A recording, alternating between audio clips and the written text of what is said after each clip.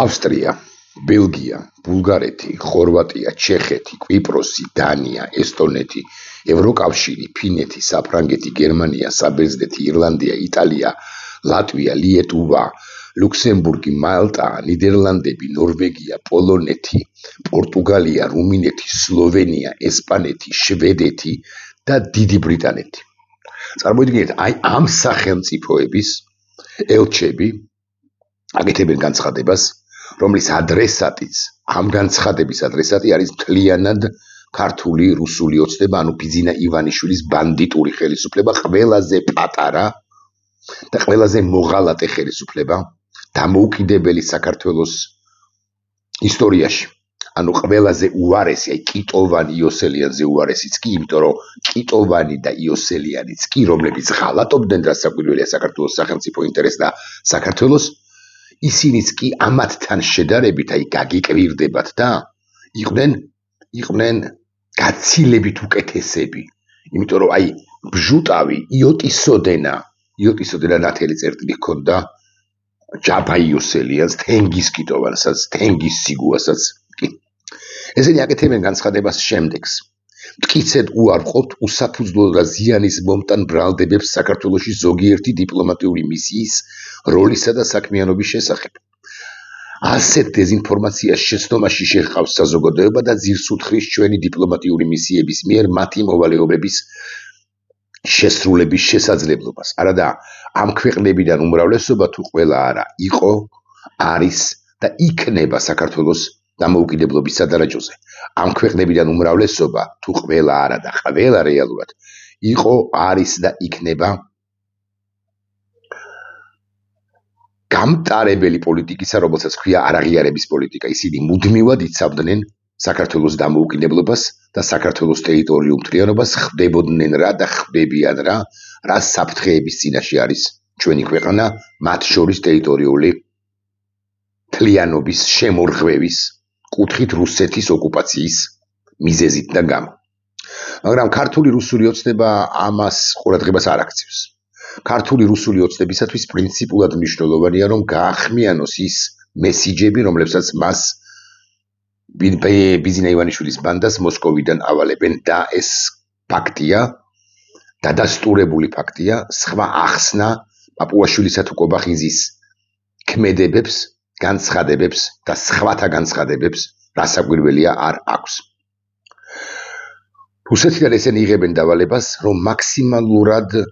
დიდი შეურაცხყოფები მიაყენონ ევროპელ პარტნიორებს და ახლა უნდა ვახსენო პრეზიდენტად წოდებული მიხეილ ყაველაშვილის გამოსვლა გაერთიანებული ერების ორგანიზაციაში გენერალურ ასამბლეაზე, რომელიც თავისთავად ცხადია არ ვარგოდა, რომელიც თავისთავად ცხადია დასაწუნი კი არა, დასაცინი იყო,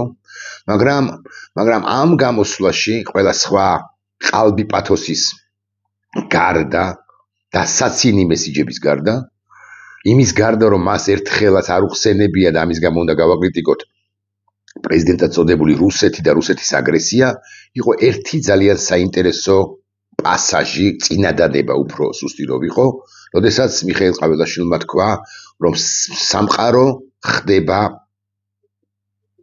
სუსტი სიყვა რო გავიხსენოთ,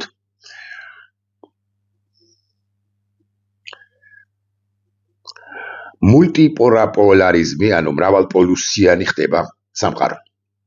ეს თქვა ყაველაშვილმა კვლავ ვიმეორებ და ახლა მინდა ვიკითხო, ვის გულისხმობდა, რომელ სხვა მეორე ცენტრს, სამყაროს ცენტრს გულისხმობდა ის დასავლური ცენტრის გარდა. ჩინეთსო ბევრი თქვენგანი იტყვის და ეს არის ფაქტის კონსტატაციაო, ამასაც დაამატებს ბევრი თქვენგანი. მაგრამ ამ გზავნილ საქართველოს დე-ფაქტო პრეზიდენტის მხრიდან აქვს სხვა დატვირთვა და სხვა შინაარსი. ესენი ამბობენ, ღიად ამბობენ უკვე, რომ ამ ორ ან მრავალპოლუსიან სამყაროში ისინი არავითარ შემთხვევაში არ იქნებიან დასავლეთის პოლუსის, დასავლეთის ფრთებქვეშ და გააკეთებენ გეოსტრატეგიულ არჩევანს იმ სახელმწიფოსკენ, ან იმ სახელმწიფოს სასარგებლოდ, იმ სახელმწიფოს ფრთებქვეშ მოაქცევენ ჩვენს მრავალტანჯულ ქვეყანას, თავისუფლებისთვის მებრძოლ ქვეყანას, რომელიც თავის მხრივ, ანუ ეს სახელმწიფო იყო, არის და მაღალი ალბათობით იქნება შენი მტერი, ანუ ისტორიული გახანგრძლივებული მტერია. თუ მაინც და მაინც სამყაროს მეორე ცენტრი არის რუსეთი, ან თუ რუსეთი არ არის მარტო და ის არის თავის მხრივ მოქცეული ჩინეთის ფრთებქვეშ. ახლა განვაგრძობ ისევ დიპლომატების განცხადებაზე საუბარს და უბრალოდ ამ თემაზე იცით თქვენ რომ ქართული რუსული ოცნება ელჩებს იბარებს და ვენის კონვენციის დარღვევაში ედავება რაც რასაკვირველია ტყუილია ელჩის მოვალეობა ღია წყაროებიდან მიიღოს ნებისმიერი ინფორმაცია რომელიც მისთვის უშუალოდ და მისი ქვეყნისთვის ანუ საგარეო უწყებისათვის და ზოგადად მისი ქვეყნისთვის არის მნიშვნელოვანი მისი ელჩის აზრით. აქედან გამომდინარე ელჩის მოვალეობა, რომ შეხვდეს არასამთავრობო ორგანიზაციების წარმომადგენლებს, ცალკეულ აქტივისტებს, არა მხოლოდ ხელისუფლებას ან ხელისუფლებად წოდებულს, არამედ შეხვდეს ყველას, ვინც მნიშვნელოვანი პერსონაა ამ ელჩის აზრით და ვისი აზრიც საინტერესოა ამ ელჩის ან ამ ელჩის სახელმწიფოს ხელისუფლების აზრით ამა თუ იმ ქვეყანაში ზიმბაბვეს ელჩი მაგალითად ვლაპარაკობ არ ვიცი შეერთებულ შტატებში გაგიკვირდება და ხვდება იმას ვინც თეორიულად შეიძლება იყოს დაინტერესებული ზიმბაბვესთან ურთიერთობის გააქტიურებით თუ აქტუალიზაციით შეერთებულ შტატებში არ ვიცი ესენი შეიძლება არიან კონგრესმენები შეიძლება არიან გარკვეული think tank-ები შეიძლება ყველას ხვდება მოკლედ ვისაც ხელი მიუწვდება აღარ ვლაპარაკობ სხვა განვითარებული ქვეყნების წარმომადგენლებზე საელჩოებზე ნიდერლანდების ელჩი ბუნებრივია ხვდება ყველას ვისთანაც უნდა შეხვედრა მაგალითად იმავე შეერთებულ შტატებში ან თუ გებავთ არ დავასახელოთ შეერთებულ შტატები და ვთქვათ მაგალითად იაპონია და ასე შემდეგ და ასე შემდეგ ბუნებრივია რომ გერმანიის ელჩი იქნება თუ ბრიტანეთის ელჩი იქნება თუ ევროკავშირის წარმომადგენელი იქნება საქართველოში ისინი თავისი მანდატის ფარგლებში მართავენ საქმიან შეხვედრებს უჭერენ მხარს ცალკეულ იმ არასამთავრობო ორგანიზაციებსაც ვერბალურად სულ მინიმუმ რომლებიც დაკავებულნი არიან დემოკრატიის გავრცელებით ამა თუ იმ ქვეყანაში ჩვენ შემთხვევაში საქართველოში მაგრამ ამ ბანდიტმა ხელისუფლებამ ვენის კონვენციის დარღვევაში დაადანაშაულა საელჩოები და საელჩოები კი არა ირაკლი კობახიძეს წამოწდა რომ ესენი ასაკვირველია მოქმედებენ საგარეო საქმეთა სამინისტროების დავალებით თუ ანუ მათივე მთავრობების დავალებითო და შესაბამისად დაადანაშაულა ელჩები მაგრამ ეს არის პირველი ან მეორე სერია იმ ამბისა რომელიც ჩვენ გველის წინ იმ ფილმისა იმ მრავალსერიანი ფილმისა რომელიც ჩვენ გველის წინ თუ ეს ხელისუფლება ბანდა რეალურად დარჩა ხელისუფლებაში რეალურად ჩემს ხელთარსებული ინფორმაციით ესენი აპირებენ შემდეგს უახლოეს პერიოდში ალბათ მაინც არჩევნების არჩევნებად წოდებული სპეცოპერაციის შემდეგ ანუ 4 ოქტომბრის შემდეგ თუ გადააგორებენ ამ მათთვის მნიშვნელოვან კრიზისს რაშიც მეგულახდილად გეტყვით ეჭვმეპარება მაგრამ მაინც მოკლედ თუ მიატანენ მოდი ასე ვიტყვი ოქტომბრის ბოლომდე ესენი აპირებენ რომ გააძევონ ქვეყნიდან გააძევონ ჩვენთვის მნიშვნელოვანი პარტნიორი ქვეყნების დიპლომატიური მისიების ცალკეული წარმომადგენლები ელჩების დონეზე გერმანიის ჩემს ხელთარსებული ინფორმაციით ბრიტანეთის ჩემს ხელთარსებული ინფორმაციით ევროკავშირის მისიის წარმომადგენელი ლიდერი ბატონი ჰერჩინსკი სხვები და თქვან რომ არავითარ შემთხვევაში არ დანიშნავენ პროცედურად არ მისცემენ აგრემანს ეგრეთ წოდებულს ახალ ნებისმიერ ელჩს გერმანიიდან თუ ევროკავშირიდან თუ ბრიტანეთიდან თუ სხვა რომელიმე სახელმწიფოდან თუ უბრალოდ მანამ სანამ არ შეამოწმებენ თავიანთი არხებით ამა თუ იმ ელჩის სოფლხედვას რეპუტაციას პოზიციებს ამა თუ იმ მნიშვნელოვან საკითხებთან დაკავშირებით და განუსაზღვრავენ ეცდებიან რომ განუსაზღვრავენ რომ ჩხალებში უნდა ჩავსვა ეს სიტყვა ამა თუ იმ ქვეყანას როგორ უნდა იმოქმედოს ამა თუ იმ ქვეყნის ელჩმა დიპლომატიური მისიის წარმომადგენელმა ჩვენს ანუ კობახიძეს და ბიზნა ივანიშვილის წარმოდგენით მათ ქვეყანაში მათ საქართველოში კახა გოგოლაშვილი იყო რამდენიმე ხნის წინ ფორმულას ეთერში და ძალიან საინტერესოდ ისაუბრა ბატონო კახამ როგორც ყოველთვის და თქვა ამგვარი რამ ის იმას გავსო როდესაც მოსწავლე სკოლის მოსწავლე მასწავლებელს ეუბნება რომ შენ მე ნუ მასწავლი პითაგორას მაგალითად თეორემას ან ნუ მასწავლი მაგალითად რომ ჰიპოტენუზას კვადრატი არის კათედების კვადრატების ჯამი მე როგორც მინდა ისე ვიტყვი ისე ვისაუბრებ ფიზიკის თემაზე ფიზიკაზე მათემატიკაზე ქართულზე ისტორიაზე და ასე შემდეგ შენს მიერ შედგენილი პროგრამა ჩემთვის არის მეორე ხარისხოვანი ევროკავშირს აქვს შედგენილი პროგრამა არა ჩვენთვის არამედ ყველა იმ სახელმწიფოსთვის რომელსაც გამოუთქვა სურვილი რომ იყოს ევროკავშირის წევრი და ამ პროგრამას ჰქვია ნაბიჯ გავლა გარკვეული დაკმაყოფილება გარკვეული კრიტერიუმებისა და საბოლოო ჯამში უნდა მივადგეთ, ჩვენ უნდა მივდგომოდით ჩვენ ეგრეთ წოდებული კოპენჰაგენის კრიტერიუმებს, რომლებიც 4 ძირითადი პრინციპისაგან შედგება. ოღონდ მას შემდეგ არის ჩანაშალი და ჩვენ უნდა დაგვეხურა თავები, რომ საბოლოო ჯამში 2030 წლისათვის როგორც დაანონსებული არის, ჩვენ მოვხვდეთ ან მოხვედრილი ყავით ევროპის კავშირის შემადგენლობაში. სხვა არანაირი კრიტერიუმები, არანაირი მოთხოვნები, არანაირი ულტიმატუმები მით უმეტეს ევროკავშირს ჩვენთან არ აქვს. მაგალითად, ამ კოპენჰაგენის კრიტერიუმებში არ არის ჩაწერილი და ვერც იქნება ჩაწერილი ერთსქესიანთა ქორწინების თაობაზე რამ ჩანაწერი ვერ იქნება გაკეთებული. მიუხედავად იმისა, დამოუკიდებლად იმისა, რას იტყვის ამასთან დაკავშირებით რუსი პაპუაშვილი. არ წერია ეს, მემიდა ქართული ოცნების წარმომადგენლებს უთხრა ეს, წარმომადგენლებს ან მომხრეებს ან ამომრჩეველს. მაგრამ პაპუაშვილი თუ კობახიძე და სხვანი ჩვენ გვეუბნებიან, რომ ვითომ ევროკავშირი ჩვენ გვავალდებულებს ერთსქესიანთა ქორწინების დაკანონებას ან სქესის შეცვლას, როგორც ასეთი. რაც არის ტყუილი, კოპენჰაგენის კრიტერიუმებში ძირითადად არის ლაპარაკი ვაჭრობაზე, თავისუფალ ვაჭრობაზე, პროდუქციის ხარისხზე და აგრეთვე ადამიანის უფლებათა დაცვაზე. დაიცავ ამას, ოღონდ ამას ჩანაშალი აქვს, კარგად მინდა ახსნა.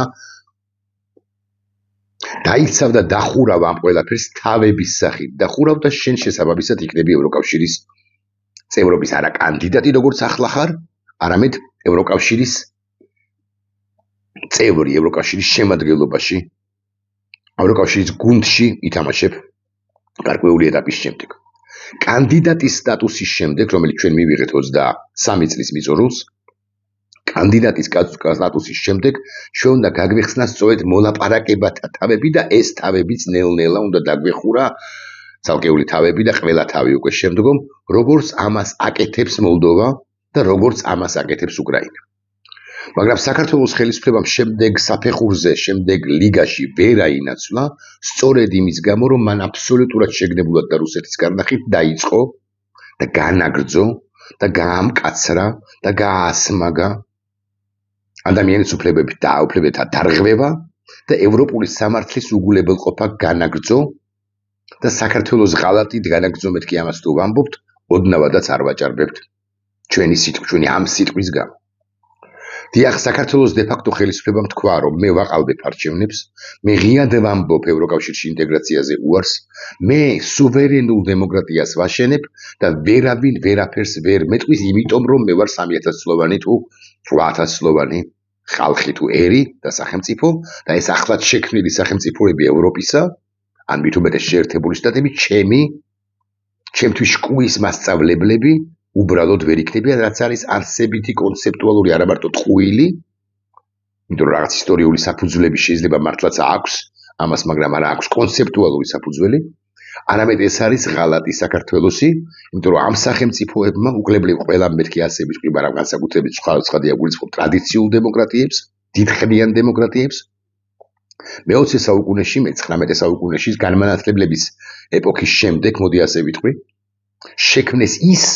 რაც ვერ შექმნა ქართულმა სახელმწიფომ მუდმივ ოკუპაციაში ან მუდმივ ბრძოლაში მყოფმა სხვადასხვა დამპყრობელთან, განსაკუთრებით რუსეთთან მე-19 საუკუნის დასაწყისიდან. ახლა არ დავუბრუნდები რეალურად იმას, რა მოხდა მე-19 საუკუნის დასაწყისში და რა შეცდომა, მოდი რბილად ვიტყვი, დაუშვა მანამდე 17-18 წლით ადრე ერეკლე მეორემ, რომელსაც ასე პომპეზურად დაუდგეს ძეგლი და რომელიც გაუთანაბრეს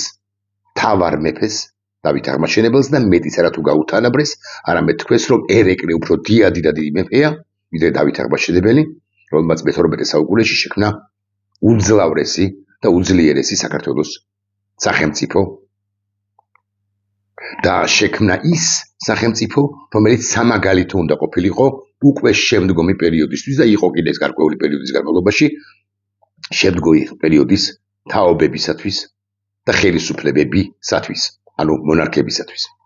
ეს პირველ რესპუბლიკამდე მეთქი ასე შემიძლია ვთქვა და გიორგი მე-12 განსაკუთრებით ასაკურვილია ვაჟი ერეკლე მეორესა, იყო სრული ანტიპოდი დავით აღმაშენებლისა და გიორგი მე-12 იყო ერთგვარი ანტიპოდი მამამისისა ერეკლე მეორისა რომელმაც შეცდომა დაუშვა 1793 წელს და კი ამაზეც აპელირებდა და ლაპარაკობდა უკვე შემდგომ პერიოდში ბედი ქართლისას ავტორი, ვითომ რომ უყვარს ქართულ ოცნებას და ქართული ოცნების ცალკეულ წარმომადგენლებს, ან ვითომ რომ იცის ამ ავტორის შესახებ რამ, ან მისი შემოქმედება იცის, ნიკოლოზ ბრათაშვილი, რომელიც ამბობდა, რომ დიდი ხანია გულსა ირაკლის გადუწყვეტია ბედი ქართლისა, მაგრამ ამ თემაზე მე არ ვლაპარაკობ, მე ვლაპარაკობ იმაზე უფრო, რომ ესენი აპირებენ ჩვენი პარტნიორი ქვეყნების ელჩების გაძევებას მინიმუმ 3 ელჩისა და ვინის ის იქნება წარმომადგენლობის დახურვასაც კი გულისხმობ ევროკავშირის წარმომადგენლობის დახურვას. რა არის საქართველოს ღალატი, როცა მკითხავს ვინმე ქუჩაში გამვლელი თუ ონლაინ, ჩემი მაყურებელი მსმენელი, მე ვუპასუხებ აი ამ მარტივი წინადადებით. საქართველოს ღალატი არის ის, რასაც სჩადის ამ ხელისუფლების ნებისმიერი მეორე ხარისხოვანი პირიც კი, რომელიც ნებისმიერი მიზეზით, რა გინდა რა მიზეზით რჩება ამ ხელისუფლებაში, ან ამ ხელისუფლებასთან. მით უფრო ღალატია და აუხსნელია ეს იმ პირებისაგან, რომლებმაც შესანიშნავად იცოდნენ და იციან რამდენად ძვირფასი და გარდაულად აუცილებელია ჩვენთვის ევროინტეგრაცია. რამდენად ძვირფასი და გარდაულად აუცილებელია ჩვენთვის დასავლეთთან ურთიერთობა. მაგალითად, რატო უნდა დამესახელებინა ახლა, მაგრამ მაინც აქ ორი პირი უნდა დავასახელო. ეს არის ერთი ბატონი დარსალია, რომელიც გაეროსში იჯდა ბანდიტი ყაველაშვილის გვერდით, თლად გვერდით არა, მაგრამ იმავე სივრცეში, საგარეო საქმეთა მინისტრის მოადგილე, ეს არის ბატონი ბაქრაძე, გაეროში საქართველოს მისიის წარმომადგენელი, რომელიც მანამდე წლებით ადრე იყო ევროინტეგრაციის მინისტრი, სახელმწიფო მინისტრი და რომელმაც შესანიშნავად იცის, რომ ეს ხელისუფლება ყაველაშვილი და ბოჭორიშვილი, რომელიც მისი უფროსი გახდა, ღალატობს საქართველოს სახელმწიფო ინტერესებს. ამაზე თუ არ ვილაპარაკებთ ღიად, ესენი კიდევ უფრო მეტ ადამიანს დააჯერებენ საკუთარი პროპაგანდისტური ბანკანების გამოყენებით, რომ სწორ გზას ადგანან და ეს გზა, რომელსაც ისინი ადგანან, არის საქართველოს დესაქართლოიზაციის გზა. ამას ვამბობ მთელი პასუხისგებლობით, ეს არის პრაქტიკულად ბოლო წინადადება, რომლის წარმოთქმაც მინდა ახლა. ეს არის ბოლო წინადადება,